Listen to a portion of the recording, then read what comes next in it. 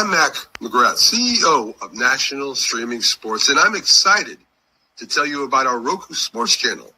Already has over 12,000 followers, 20 podcasts, over 70 weekly shows, and a 3.4 star rating. Our channel is anchored by great morning shows, afternoon shows, and nighttime shows with great shows in between.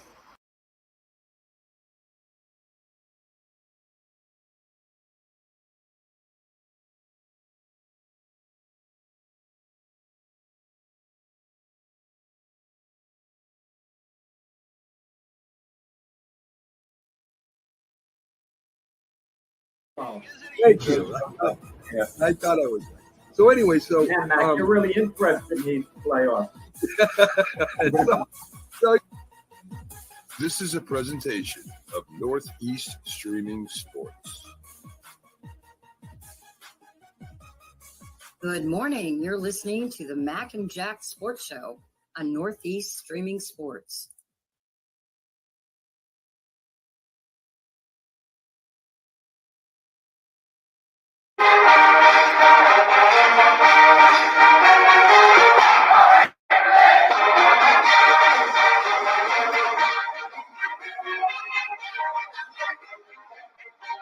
It's the Mac and Jack Sports Show.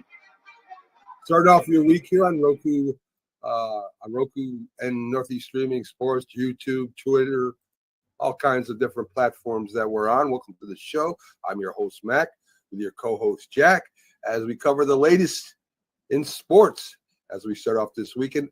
And Jack, you know, I was going to start off with the MLB pitchers, but I want to start off with a guy going to the Olympics. He went there first at 19 years old. He's going to be there again at 40 years old. And, of course, that's LeBron James. And, you know, I think because of the comparisons to Jordan and some of the other great ones, we kind of shove LeBron to the side a little bit. Not that I'm a big fan of what he's done with the coaches he played for, and some of the personal things he's done. And maybe a lot of people think that he put Bronny James in a bad position, kind of leading the way for making the road smoother, getting to the Lakers. But listen, this guy is unbelievable. And he's going there to win gold at 40 years old. If he gets this gold medal and he's influential and then winning these games, Jack, can we finally say that maybe he's better than Michael Jordan? Maybe he is the greatest basketball player of all time. Not because of the Olympics, Mac.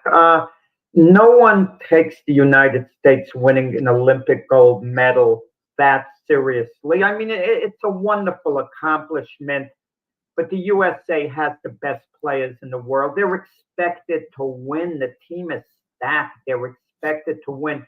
It doesn't mean they're necessarily going to win because the other countries have kind of caught up to a large extent. They have certain star players and they have certain star NBA players.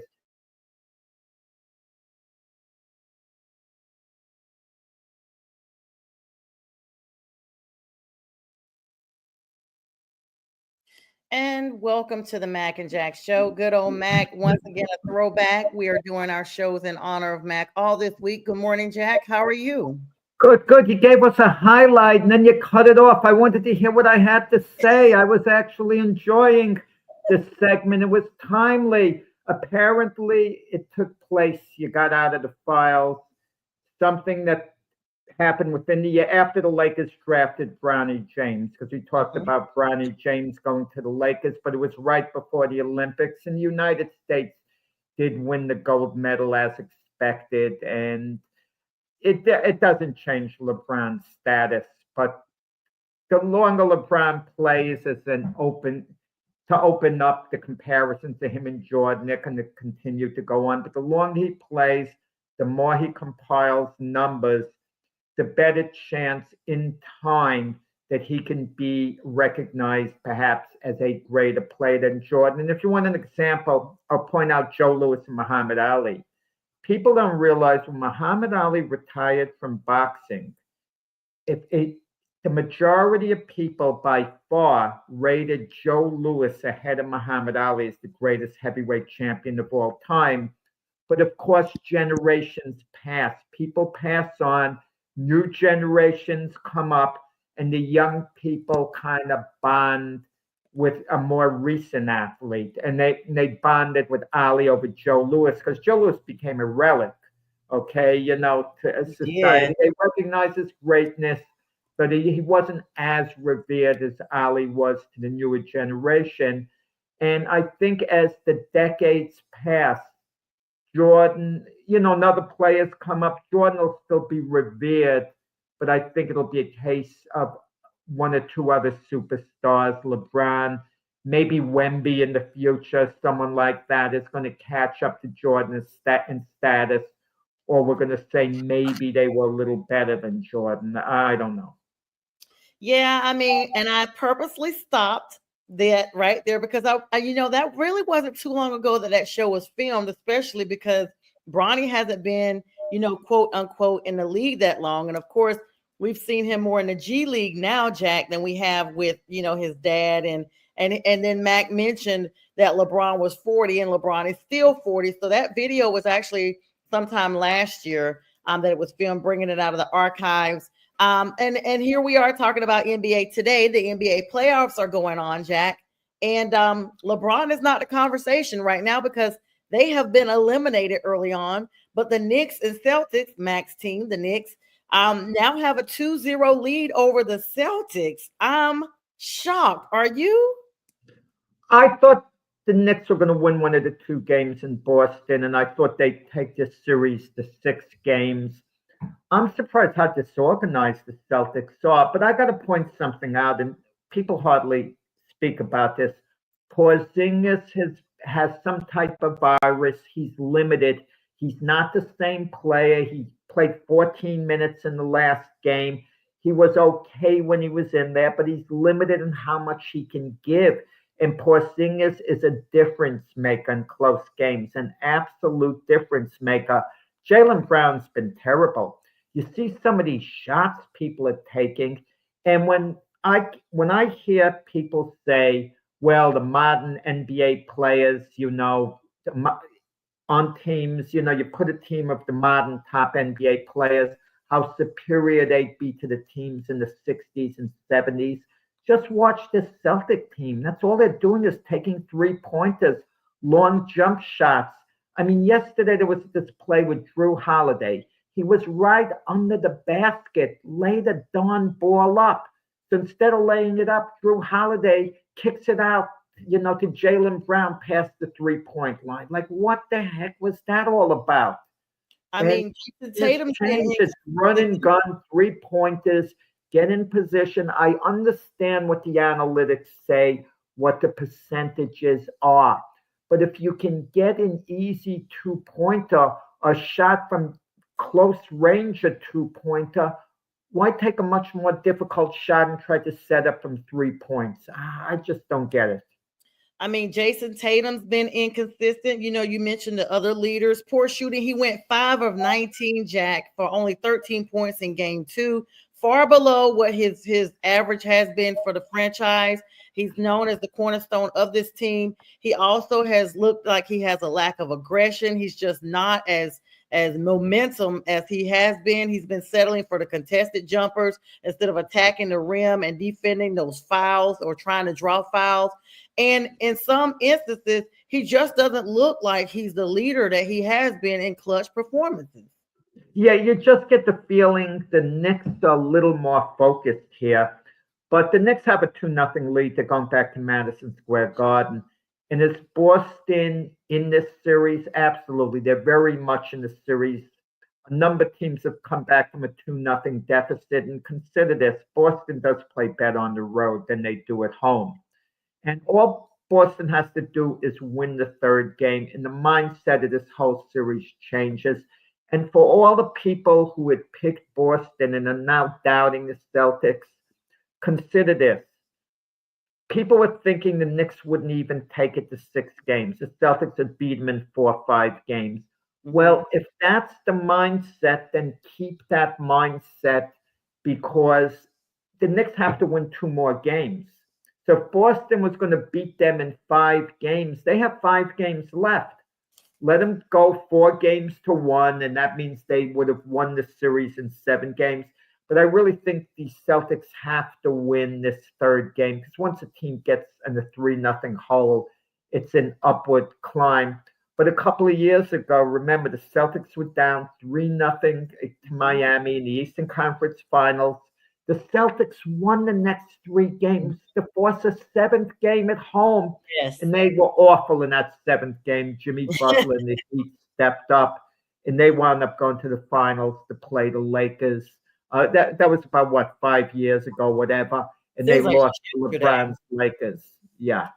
Yeah, I mean, but you made a good point. That's what I was going to bring up, Jack. They have to win this next game. I mean, they look like they are mentally and emotional fragile right now. Let's talk about those leads that they have blown. They have lost double-digit leads in both games 1 and 2, especially concerning a veteran team. They are a veteran team. They're coming back. They're defending champions.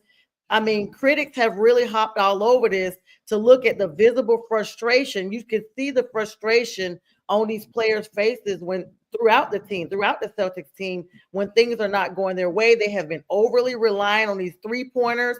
I blame Steph Curry. You know, he's been the 3-point king, and everybody seems to think that's what you do in playoffs. But the Celtics have gone from cold to frozen, Jack. I mean, their 3-pointers are not going in. They do not have diversity on their offense. And let's be honest, they just don't even have a backup plan. They're so reliant on these 3-pointers to catch up and make the difference that they're blowing these leads. Meanwhile, the Knicks are playing aggressively. They're guarding the perimeter, and they're forcing the tough looks. Yeah, I mean, you used the key word diversity, okay? The Celtics really don't have it. They've just been shooting 3-pointers, and their shooting has been really poor. But it's going to get better. So if I'm the Knicks, I would be somewhat concerned because the Knicks are going to have to make certain adjustments, and they basically give a lot of minutes to their starters, as most teams do. I mean, just look at any NBA box score, and you have about six guys with a DNP next to their name who are not even seeing any time.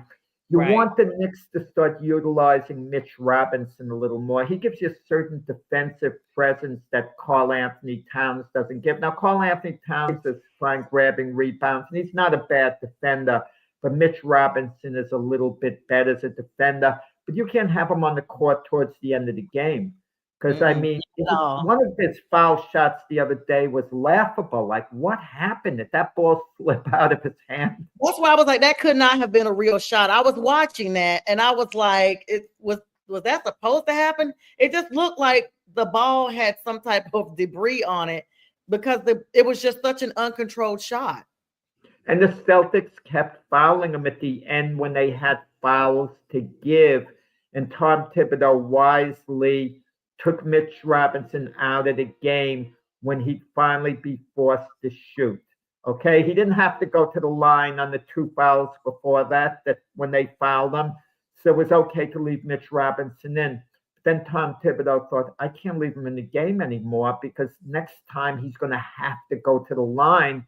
And that's a terrible percentage situation for the Knicks because if he goes to the line for 2 shots, chances are he misses 1 of the 2. Mm-hmm. So you're giving a possession back where the other team could get 2 or 3 points. So you kind of, analytics-wise, you're putting the Celtics in a position to catch up. Listen, the Celtics are going to hit a number of those shots they missed going forward in these playoffs, okay? So the Knicks are going to have to step up as well. And it's one game at a time. Yeah, I look for bounce back from the Celtics in game 3. I hope not. I hope the Knicks are riding a wave of momentum. You're hoping the Celtics are a little bit down in the dumps so their shooting woes continue and the Knicks can go up 3-1 against the Celtics. Because if they go back to Boston and the Knicks have a 3-1 lead, chances are Boston's favored to win game 5. It doesn't mean they will. And then the Knicks are under a lot of pressure for game 6 because they don't want to go back to Boston for game 7. So in other words, any thought of the Boston demise, forget about it. No one thought the Celtics would be down 2-0 at this point. No one. I mean, I thought in the game, the night before last, that they'd win out by double digits, 15 points or so. Mhm. When they got up to 20-point lead, I said, why didn't I pick them to blow the Knicks out? I should have known better. They lost game one. They're coming Yes. out with a vengeance, and they're going to set things straight. And the Knicks clawed back and forth. Jalen Brunson, I don't know if you rate the top 10 players in the NBA, how many people would put him in the top 10? If they did, I think he would be rated 8th and 9th at a lot of parties. I don't have a list for that. If I have one criticism of Jalen Brunson, sometimes he tries to do a little too much, carry the whole team on his back. He holds the ball, and tries to score by force.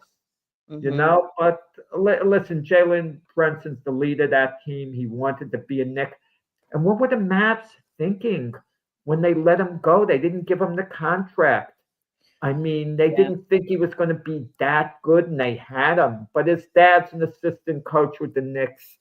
So he's at the place he wants to be. And he took a little less of a contract than he could have gotten, Jalen Brunson, because he wants to keep things intact. Also, Mikal Bridges, the Knicks gave up a boatload in future draft choices for Mikal Bridges. They did, yes. You don't give up what the Knicks gave up unless you're getting a superstar type player, a true impact player. But I'll tell you this, if the Knicks win the NBA championship, and it's not far-fetched now, because if they beat the Celtics, and there's a good chance the Pacers beat the Cavaliers in their series, the Knicks can beat the Pacers in the Eastern Conference. Yes, they can. Mm-hmm. And whoever's coming out of the West, the Knicks have a shot to beat anyone coming out of the West. It's not like you have the Lakers of Shaquille O'Neal and Kobe Bryant awaiting you like a powerhouse. No, not at all. They can beat anyone in the West. If they won an NBA championship, the Knicks, are you kidding me? That Mikal Bridges deal is worth it no matter what happens in the seasons to come. I mean, they're really going to have to bank on that because the Celtics as a whole have been priding themselves on defense, but they've been slow on their rotations. They allowed key Knicks role players to get hot, Josh Hart and Dante DiVincenzo. They've been struggling to contain Jalen Brunson, who you talked about him. They've been, he's been picking apart their mismatches. Now, they need to make some coaching adjustments. You're thinking of last year, he's still on the Timberwolves. You're thinking of the other game, Yeah, because we were bringing up Jalen Brunson, but with Joe Mazzulla's game plan. They played together at Villanova. That's why you thought that they were teammates at Villanova. Well, know that they've been picking apart him. The Celtics have been doing that to Jalen Brunson, is what I'm saying. They cannot contain him. They can't contain Jalen Brunson. That was what I was saying. Like he's basically been picking them apart. They can't hold him down. You know what I'm saying? But there's got to be some coaching adjustments with Joe Mazzulla because right now Tom Thibodeau is not playing house money. He's playing chess while Joe is playing checkers. Their timeout usage and rotations. I mean, they're not using good game clock management at all. That's why they're trying to do all these fouls at the end, Jack, to try to make up. And they're blowing these leads, and they have lack of game adjustments within the game. Like it's horrible. Yeah, well, Brunson got fouled at the end towards the end of the game, went to the line, hit his shots. But Joe Mazzulla, they won an NBA championship last year. People in Boston now calling for him to get fired. I mean, what have you done for me lately? I don't care. Listen, I don't care if he is having a lousy time coaching in the playoffs. I'm not saying he is, but I don't care if he is or isn't. You don't fire a guy who just won you an NBA championship unless things are so out of control for whatever reason. You just don't do that. It's what have you done for me lately? And all they're seeing is what's happening now. They forget about the past. You know how quick people forget about the past, Jack. It's like, if it's not happening now, it doesn't matter It's like win now, win every time, or else we hate you and we're tired. We're trying to get rid of you. Now, you brought up the top 10 NBA players, and I look while we've been sitting here, and shockingly, Jalen Brunson is not on that list. Yeah, he wouldn't be on a lot of lists because there's so many great players in the NBA. I mean, even pairing the Knicks and the Celtics, okay? Mhm. Would we put him ahead of Jason Tatum? Who's number Probably 4? not. Jason Tatum's on this list as number 4. Right. I'm just saying, you just look at teams. Would I put him ahead of Brown? I actually would. Some people wouldn't. That's the thing about it. And then you look at the other playoff series. I mean, you look at Denver. Would you put him ahead of Jokic? No. No, you will not. Obviously not. Would you put him ahead of Sean Gilgeous Alexander? I don't think so. No. I hate And saying Jokic it. is number 1, 3 times MVP, Right. most Would you put complete him? offensive big man in the league. Would you put him ahead of Giannis? No, Giannis mean, is like no. Giannis is number 2. Would you put him ahead of Steph Curry? No. Steph is number 6. Yeah, I'm just saying you're thinking Yeah. of teams. Now, this is an interesting one, really an interesting one. Would you put him ahead of Anthony Edwards? I knew you were going to say that. So I probably would. And Anthony Edwards is not on the top 10 list. Yeah. So with Anthony Edwards, we'll see how his series concludes and everything, rather than, and maybe we'll see how his 15 season, players. concludes. Yeah, I like mean, maybe that's a big one. top 20 players for sure. Yeah, but I would put Brunson. I would feel comfortable putting Brunson ahead of other outstanding players like Devin Booker, Yeah, I would put him at like number 9 or 8. Tyrese Maxey. I would put him ahead of those guys. You could say it's close if you want. You Yeah, could say it's close, but I would put him ahead of those guys. Okay? pretty I would close. put him ahead of Jay Morant. I would place him above a lot of top of the line guys. I mean, but you bring up Ja Morant. I mean, would we really even put him in the same category? No, not even the same category. Yeah, because Ja What is about like, Luka? Someone like Luka. yeah. Everyone would put Luka ahead of Jalen Brunson, but the more you think of it, Luka is a liability on defense. We never consider that. It reminds me of baseball where you look at a guy's numbers. Oh, he has a high batting average. He knocks in a lot of runs. He hits a lot of home runs. But meanwhile, before they had the designated hitter, the guy would be floundering around the outfield, and giving up runs the other way, but it didn't show in the box scores. I mean, by the way, my favorite player, I hate to say it, your favorite player, Freddie Freeman, got off to a great start. He shouldn't be my favorite player. I'm a Yankee fan. I have his I relate to Freddie Freeman because I was a first baseman who wasn't good enough to make the major leagues. And but Freddie Freeman was just great role model, great Atlanta Brave, great, has his legacy as a Dodger. It all worked out for him. But we'll talk baseball, I guess, another time. I miss him every time I see him suit up for the Dodgers. Wonderful ambassador of the game. Everything good about the game. He is the face of the Braves. I don't care if he is on the West Coast. I have a couple. Really? Wait. You're an Atlanta Brave fan. I'll stick on baseball a little bit. Yeah. You remind me of Mac. We bounced all over the place. That's what you got. We were like the Celtics, out of control. No. Well, you had a game plan, but I guess I threw you off with the plan. But okay. What's the feeling towards Freddie Freeman in Atlanta? Has he lost a tiny bit of popularity? Just a tiny bit? No, not really, because when I go to games in person, when we see anything about the Dodgers or things like that, the fans still show up and they wear his actual shirts. Like, I have a shirt with his name on the back, and they just act like he's an extension of the team still. It's kind of like Dansby Swanson, I mean, we just still have these players, but Freddie was so long tenured here. Like I said, he literally is like the face of the Braves. And so, and Freddie didn't want to go. Everybody was mad that the Braves got rid of him. They were like, of course they won a championship. Everybody wants more money. And they didn't pay him. They paid Ronald Acuna Jr. and they got Well, rid they of didn't really pay Ronald Acuna Jr. The Braves are a smart organization. I know that they paid him, but they didn't pay him. Let me explain.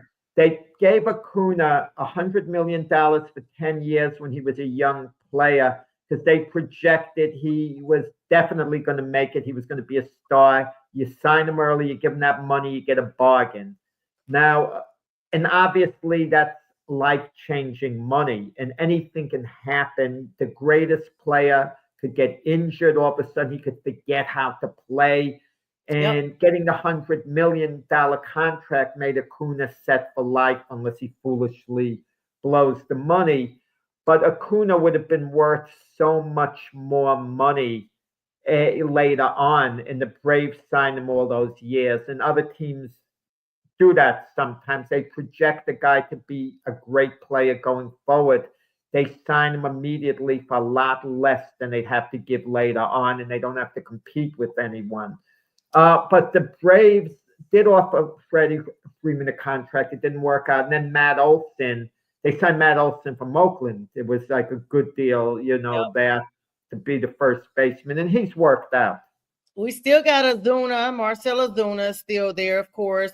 And we've been trying to show some type of change in our win-loss pattern. I mean, we barely lost to the Reds a couple of days ago, 4-3, yesterday. And we actually had shut out the Reds on the 5th of May when we match up the series. But we're going to be playing the Pirates starting Friday, tomorrow, later today, this afternoon.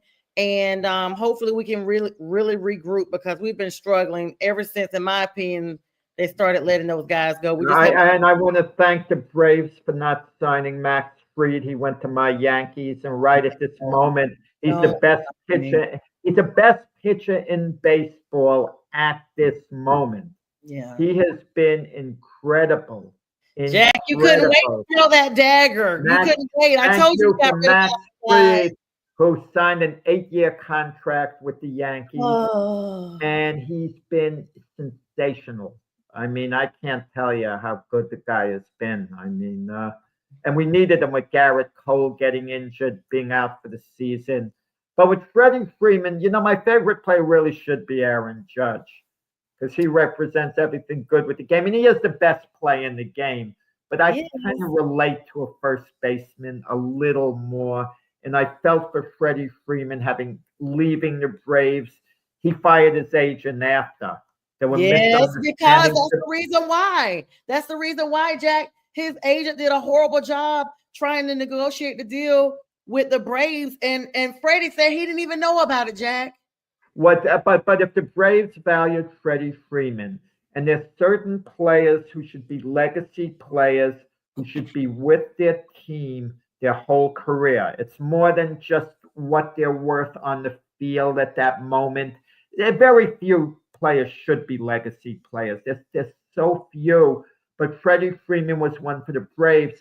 So in defense of Freddie Freeman, if I'm the Braves and I want him to be my legacy player, regardless of his age, and I say, Freddie, are you home now? Can I stop by your house? And I say, Freddie, this is the situation.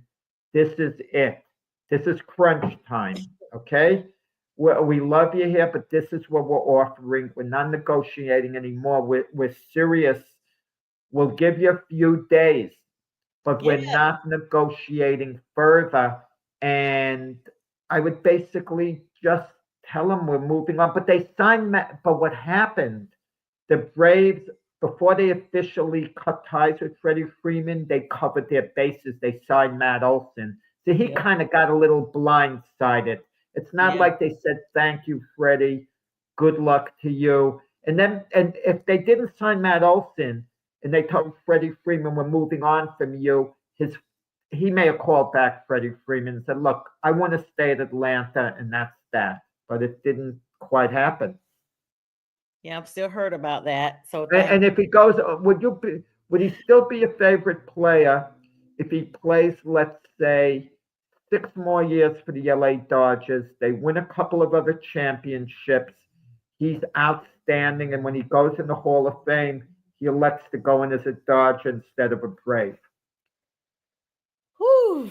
So I still really like him. I mean, I'm a fan of Soler also, and Azuna, and Dansby Swanson. Like, I'm a fan of that whole championship team, but Freddie Freeman was like my favorite. And so I kind of I mean, I'd be rooting him on, but I would be a little sad that he didn't go in as a Brave. I mean, I don't know if they do it like they do the NFL. Even if they play, can they come back and go in as another player? No. Sometimes the player is split down the middle. Like, he's had a career of equal status with both teams. Mm-hmm. It is such a hard decision what to do. Major League Baseball made a decision on Gary Carter, who was the Montreal Expo catcher and the Met catcher. And Carter was like a big part of the Mets winning the 1986 World Series, was loved in New York, famous Met. Yet they decided he was going to go in as a Montreal Expo. Major League Baseball decided that. Wow. Dave Winfield played a lot of years with the Yankees and with the San Diego Padres. It was kind of close which one he'd go in with, but the Padres wanted him to go in as a Padre, and they gave him $1 million to go in as a Padre. Oh, wow. And at that time, $1 million, retired players would bite at that a lot more than they would today. So he took the money, the $1 million Winfield took, and he went in as a San Diego Padre. Mike Mussina had like an 18-year career, 10 with the Baltimore Orioles, 8 with the New York Yankees. He got into the Hall of Fame. He elected to go in as neither an Oriole or Yankee because he couldn't decide. Oh, Lord. He couldn't decide. I'll give you another case. So he goes in independent? He just goes in as an independent player? Is that how? Kind of as an independent. That's like weird. Reggie Jackson played a total of, he played for the Yankees, the Angels, the Orioles, and the Athletics. But primarily he played, I think he played 5 years for the Angels, but he was never going in as an Angel. He played 5 years for the Yankees, 9 years as an Athletic. He won 3 World Series as an Athletic, 2 as a Yankee, but of course his most famous moments individually were more so as a Yankee. He elected to go in as a Yankee, even though his body of work as an Oakland Athletic was greater. And Major League Baseball didn't stop him because he had the famous 3 home run game and created a big buzz during the time he was in New York. But he went in as a Yankee, and it's it's what it is. Yeah, well, listen. Y'all know my phrase is the verdict is still out, and it's still really early in baseball. I got to pin us back real quick because we did not get a chance to talk about the Nuggets and Thunder. They are tied for 1-1 right now. And the Thunder had a dominant performance. I mean, 149 and 106. There was no matchup whatsoever. They literally let Denver know we are going absolutely nowhere. We are not laying down. And actually, Jack, this is maybe where, Denver fans may look at it like, okay, this is why we have an interim head coach. It finally showed in that game.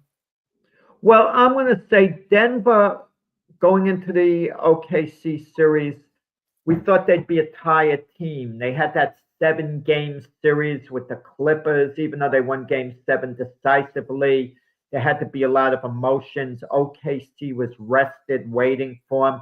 Yet Denver stole Game 1 against OKC at the end of the game. Mm-hmm. I mean, OKC had a 3-point lead with 9.5 seconds left, and it was a classic case of overcoaching by OKC. But that's done. And OKC, it didn't stay with them, to their credit. They lost that game. But to them, okay, we lost the game, forget about it. The series is now starting for us. They came in with a great attitude. They were raring to go. And I kind of have a feeling that the Nuggets were so emotionally drained from beating the Clippers and then winning Game 1 at OKC and knowing they were going back to Denver for games 3 and 4, they're probably thinking, well, we won one here. We'd like to win another one, but OKC came out with a vengeance. They're not playing around. They took it to the Nuggets. They didn't only want to show them that they were the better team. They wanted to show them they were the much better team. And I think that they kind of made a little bit of a statement in game 2. But if you're the Nuggets, you look at it as a throwaway game. Okay, better, get the game out of the way. We're tired. We lost. We know we're not going to sweep them. We needed to take a step back. We don't care how much they won by. We'll be ready for them when they come to Denver. You know what the big difference in this game was than game 1, Jack? Nikola Jokic. He fouled out in the third quarter. He only had 17 points as opposed to the 42 points he had in game 1 and the 22 rebounds. In game 2, OKC set a franchise playoff record and tied the NBA playoff record with 87 points in the first half. 87. I mean, they didn't have to do nothing the rest of the game. Then Julius Alexander's efficiency. He led the Thunder with 34 points. He was the new Jokic. 34 points, 11 from 13 from the field, and 11 of 11 from his free throw line. He was flawless with 8 assists. Jokic was the difference maker by him fouling out. He never gave an opportunity for the Nuggets to come back. Jokic is arguably the best all-around center in the history of the game. I mean, arguably. I mean, we keep hearing about the great centers. We hear about Russell, Chamberlain, Kareem, Shaq, Olajuwon, et cetera, et cetera, et cetera. Who does all the things that Jokic could do? Now, Kareem was pretty good if he was asked to do it. Kareem could actually dribble, and he was enough of a talent that if they needed Kareem to play a little guard in an emergency, he could dribble well. People don't realize about Kareem. But the way Jokic passes the ball, he hits the open man, he gets open. What concerns me about Jokic is kind of his big body. He looks like he's always tired in there. He's like lumbering all the time. Now, LeBron James has a big body too, but he seems to run the court, with a little more abandon than, Jokic kind of lumbers up and down the court, but he's always there when you need him. Yeah, he's always there when you need him. Yes. And I like the idea when I keep hearing, oh, well, the old timers couldn't keep up with the modern NBA players. Just look at them. If you insert Jokic into 1960s, 1970s, he'd look like the other guys lumbering the court. Except not the tiny shorts, though, Jack. No, not that. But then Denver, because they won an NBA title a couple of years ago, is a favorite in a lot of people's minds, but that really shouldn't figure into things. I don't want to hear, well, Denver knows what it takes to win. Yeah, they do on that one year. The players like Murray, Gordon, with Jokic, of course. But they also know what it takes to lose, because outside of that one championship year, they've gotten eliminated the other years. So I don't want to hear about it. I mean, what a team's done in the past usually doesn't have, much to do in the future. Once in a while, you can call upon the experience. If you played a number of game 7s before, it'll help you if you're playing a current game 7, because you've been there, you can control your nerves better. You're not as hyper. And so we'll see. But Denver, OKC, I kind of wonder, is how long Denver's going to hang in there, believe it or not. I like OKC. I know this is a little bold. I like OKC to win games 3 and 4 in Denver. How's that? That's a bold statement. Ooh, that's a bold statement, but then that means that they are done, because if they'll be done. They'll be done. It's a wrap. Yeah. And then we'll see what happens, with the winner, between Golden State and Minnesota, what'll happen there. But against OKC and Denver. But I think we haven't talked about another series, the Cavaliers and the Pacers. Now that's surprising the heck out of me. Yeah. That's the price. And I think Cleveland, they look pretty much cooked to me here, the way it is now. Now, I don't say it with confidence. OKC's going to win games 3 and 4. Don't get me wrong. I'm just coming up with a bold prediction.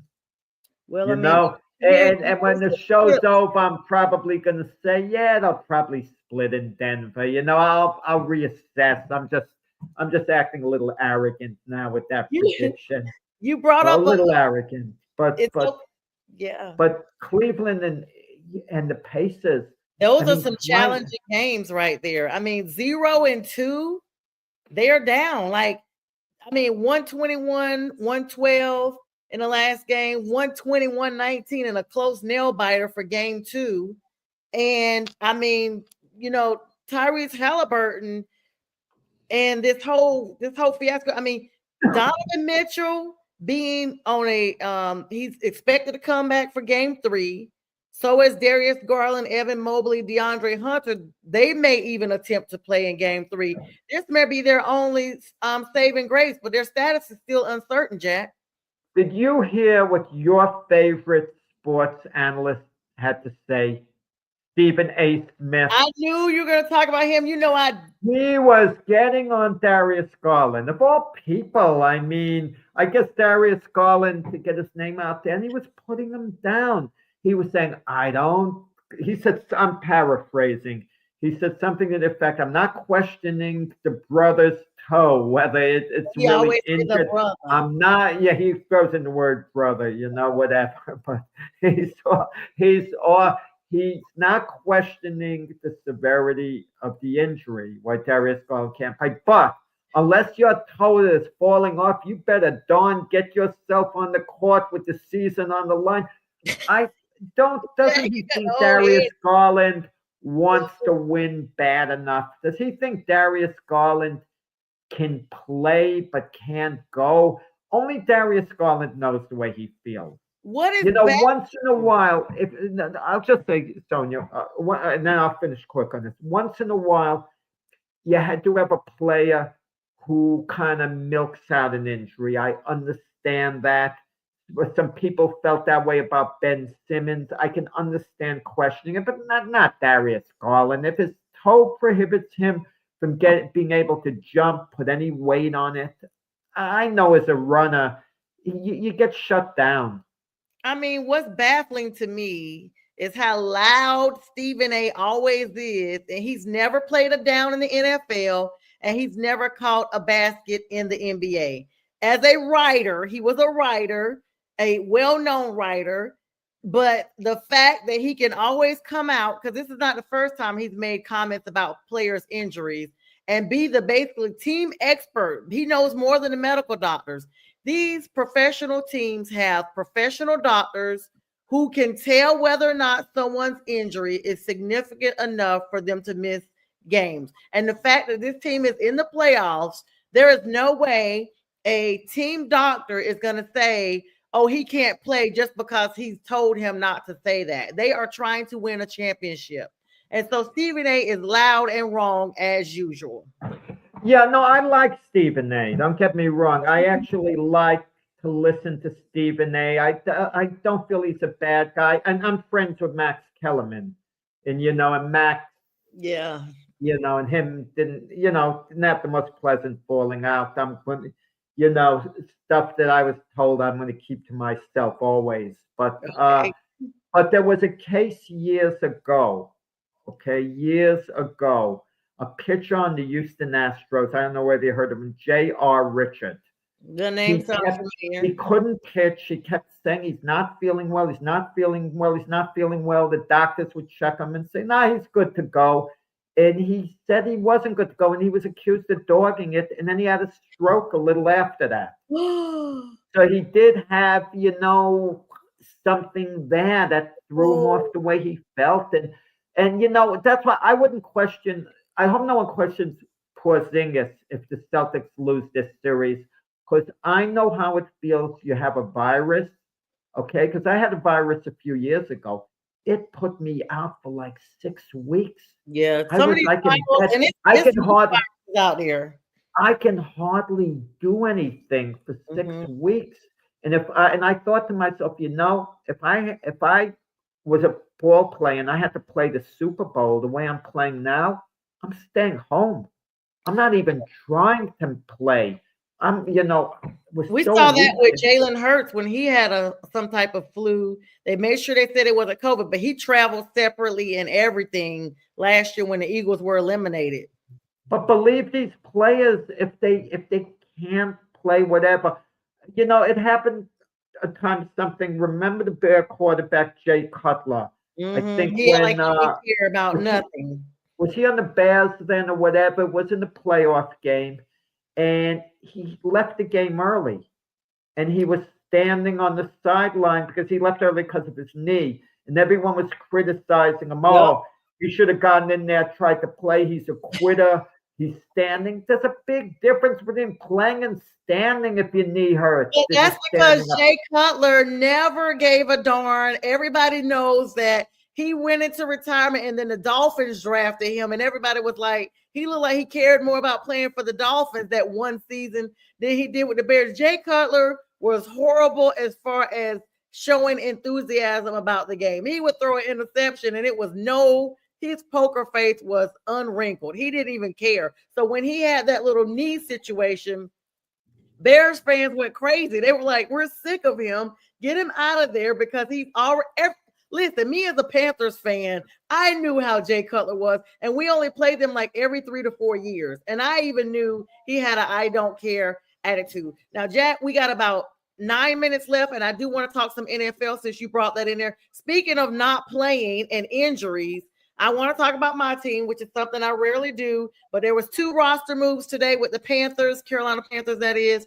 Jadeveon Clowney was released, veteran pass rusher. This has been talked about for a few days now. Will it happen today? He was a 3-time Pro Bowler and former number 1 overall pick. Only recorded 5.5 sacks and 46 tackles in 14 starts during this season. His release fees, Jack, $7.8 million in cap space for the Panthers. And then secondly, since you're talking about injuries, Jonathan Brooks, who the Panthers drafted last year, drafted him. He was injured. He was on crutches at the draft. They drafted him. He got better. The Panthers team doctors at the time cleared him to play. He got a torn ACL on his second leg. And so the Panthers fired their medical staff that cleared him because they cleared him prematurely. Well, today the running back has been placed on the PUP list, not just for a couple of weeks or a couple of months, the entire 2025 season, Jack, because he got hurt again in December, making it his second major knee injury within the same amount of years. Well, I don't understand. Maybe you do, and you could explain it to me. Brooks isn't going to be playing this year, but the inactive list he was put on, is he still technically a member of the Panthers? I mean, was he cut or just put on an inactive list? There's a big difference. If he was cut, once he gets healthy, he could try out for any other team. Do the Panthers still have the rights to him? Because it seems a little odd and it would seem a little cold. You fire, a train on the medical staff because of the way he handled it, and then cut the player. That seems a little cruel. Yeah, I'm gonna look because one article has he was released, the other one just talked about him being on PUP. But you're right, it's 2 different things. So basically, they're saying right now he's on the PUP list. The decision follows his torn ACL that he got in the Eagles game, no doubt, with them. And it was a non-contact injury, basically, when a rookie ran out and tried to cut during a run. But let me see what he's got with Clowney. him available. Mm-hmm. But with Clowney, yeah. Wow. About Brooks. With Clowney, I wouldn't shed too much of a tear. His career's been a disappointment. Number 1 overall draft choice, taken by the Houston Texans. They were going to match him with J.J. Watt. Yeah, it was going to be a terrific 1-2 punch. And Clowney, he's been a good player. Mm-hmm. No more than good. I like to give grades. You know what Clowney's like?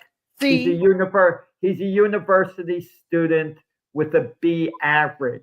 Oh, a B. A B. Oh, no, but listen.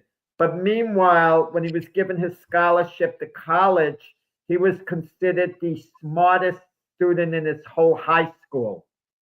The best grades in his high school. Now he gets to college and he can't get A's. He's a B. Three-time Pro Bowler. He's been okay, but he hasn't given you what you want a number one overall draft choice to give you as a position player. Now, quarterbacks are hit and miss as number one overall draft choices, like a Jameis Winston. You give quarterbacks a long time. You don't know how they're going to fare. But with Clowney, he'd have certain flashes where he'd look really, really good, but he was never really a dominant player, never showed any long-term consistency. 3 Pro Bowls. He's had a nice little career, but not worthy of a number one overall pick. He's had a career all right. So let me tell you real quick. Brooks, they're expecting him to make a recovery, and we'll see him in 2026. So the Panthers are going to keep him. So he wasn't cut. He wasn't cut. No, the Panthers did it the right way. Kudos. Yes, especially because him being cleared is really the Panthers' fault to begin with, that he got that second injury. Now, Clowney, the thing, Jack, they tried to trade Clowney and nobody wanted him. He's been in the league 7 years and been on 7 teams already. So he's with a new team every year. He's with the Texans, the Seahawks, the Titans, the Browns, the Ravens, and the Panthers. I mean, who would, at this point, it's like, who's going to want him? Someone will pick him up. If not immediately, at some point, the defensive end is going to get injured on one of the teams, and they might look to Clowney. I mean, it's just the way it works. Listen, Hassan Reddick, for example, coming to the Jets was an absolute nightmare. He held out. He lost some money. Then eventually he rejoined the Jets, and he was missing in action when he was on the field. He was missing in action when he was off the field. He was missing in action, Hassan Reddick, when he was on the field. No one ever said a sighting of him, even when he came back. And then Tampa Bay signed him in the offseason because he has a reputation. And Clowney has a little bit of a reputation. And some team is going to, step up and at some point, not sign him for big money, but he'll get a job somewhere. Maybe a deal with certain incentives. I don't know. Well, I mean, a couple of days ago, Pittsburgh released George Pickens, sent him to the Cowboys for a couple of picks. Well, they traded him. I said sent trade him. Mike Tomlin was behind that reportedly. That's what I saw. They said Mike Tomlin was pushing for it because this dude is a head case, Jack. He's an emotional disaster. He's a locker room eyesore. He is just a ruin. And so sending him out there with CeeDee Lamb, people have, and this is where we're gonna wrap all this up. They still don't even have their quarterback, really. Even with Kenny Pickett, they are not sold on him. You send him to the Cowboys. I mean, there's no competition there because they're in the NFC, they're in the AFC. But Kenny Pickett went to the Browns, so he was irrelevant. Yes, that's what I'm saying. No, but he'll have Dak Prescott. Dak Prescott is a good leader. But he's not going to be a number one. He's not going to be a number one receiver, and that's what he wants to be. But because the Cowboys have CeeDee Lamb, they already have their number one target. He's going to be pitching a fit because he's not getting targeted, because he's number 2 again in the locker room. And let's be clear, we have not seen Dak throw since he's had this hamstring surgery that he had in the offseason and missed most of last season. So they're still a mess. But some critics are saying that we may see a glimpse of the Michael Irvin run in the 90s with the Cowboys with him coming out there. But it's worth the gamble for the Cowboys. Think of what they gave up. They gave up a 3rd-round draft choice, and they flip-flopped 5th and 6th, right? Mm-hmm. So 5th and 6th isn't that big of a deal. It means a little, but it's not that big of a deal. And so if it doesn't work out for the Cowboys, they lost a 3rd-round draft choice. It has value, but it's worth taking a chance. And what happens if it does work out? Mm-hmm. What happens if there's a chemistry with Dak Prescott and Pickens? And Pickens is, happy there. He could produce, Obviously, he's very talented. And it's worth a gamble for Dallas. And also, Dallas had to do something in the offseason. They were heavily criticized not making moves. And this is a move. this, this will quiet their fan base for the time being. Oh, we are doing something. We picked up George Pickens, who could make an impact. Let's see what he does. Yeah, that's true. And speaking of Dallas, but not the team Dallas, Dallas Goddard, the tight end for the Eagles, has finally restructured his deal despite them talking about trading him. They are going to keep him with the Eagles next season. He restructured his deal with them. Also, Saquon Barkley is training a 360-degree spin move, some new move he's coming up with that he's going to be aiming to debut next season. And let's not forget some of these critical rules that are coming into place, like the moving of the chains is going to be all AI generated, Jack. So it won't be no more challenging for the first down, the index card measuring, none of that. Let me tell you a new rule I'd like to see in the NFL, and no one's mentioned it. Okay, if I'm an official and I'm conferring with the other officials, I don't want players standing right behind me. I mean, there should be a rule. Any player that's within, 5 yards of the officials or whatever, you throw a flag. You can't go near the officials when they're discussing things and give you 2 cents. It would be highly annoying to me if I'm an official. I always wondered about that because I'm like, it's like they're right there. And I always thought growing up that players were not supposed to communicate with officials, that, they're the unbiased part. I don't know they're communicating verbally. I shouldn't say that. I really shouldn't say that. But I know they're standing right behind the officials. Yeah, and sometimes if they're mic'd up, you can hear them. Yeah. Yeah. I mean, well, the schedule comes out next week, Jack, May 14th. We get a chance. I mean, of course, most teams know the opponents, but they don't know the exact dates or what have you. The week 1 is going to be the Chargers are going to be hosting a game in Brazil, marking the second year that the NFL is going to have their season opener over there. And then the Browns and your team, the Jets, are going to be hosting games in London, and the Colts will host their game in Germany, making it the first NFL game in Berlin, Germany. And then the Steelers are going to be hosting a game in Dublin, Ireland, which is going to be making the NFL's debut in that country. So as we wrap up here, we knew Roger Goodell talked about spreading the NFL worldwide. I mean, is this a step in the right direction? They're adding 3 more countries. I mean, they're going to have a team in another country. Is it viable to have an NFL franchise in England? I mean, teams from the West Coast of the United States can't really fly there. Let's say you put them in the Jets division for whatever reason. It's like a 7-hour flight or something like that. Mm-hmm. Is it doable? That would be interesting. Otherwise, it's just exposing the NFL, like on a per diem basis. But if it makes fans happy, and for the players, I don't know how they feel about it. Is it an adventure to them or what? Is it annoying to them? Some of them might like the idea of traveling the other country, playing a game. Then there's security concerns with the world we're living in, too.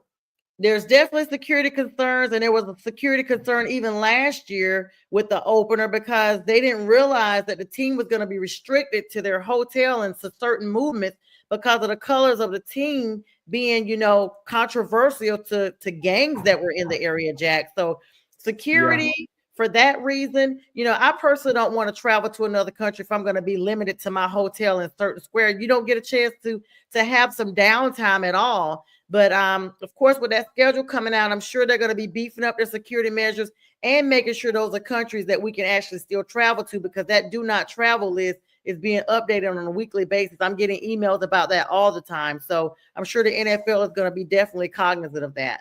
Well, I want the NFL, to have teams wear the same darn uniform throughout the year. They keep changing it. I could understand if they're wearing a throwback uniform to what they wore earlier when they were franchise. Okay. I like the jet green, the way they used to have it. But, Giants blue. You don't see it quite the same way. Sometimes you look at some of these uniforms and like, what team are you watching? Yeah, they better stick with just white when they're traveling internationally to be on the safe side. Jack, always a good conversation with you. Lots of fun. We wish everybody a great weekend. We'll be with you guys tomorrow morning for the debate show. Both of us and Jay Trey will be joining us. And of course, today we have shows throughout. Download the Roku app. And we appreciate you guys. Miss Linda, we love you. We do.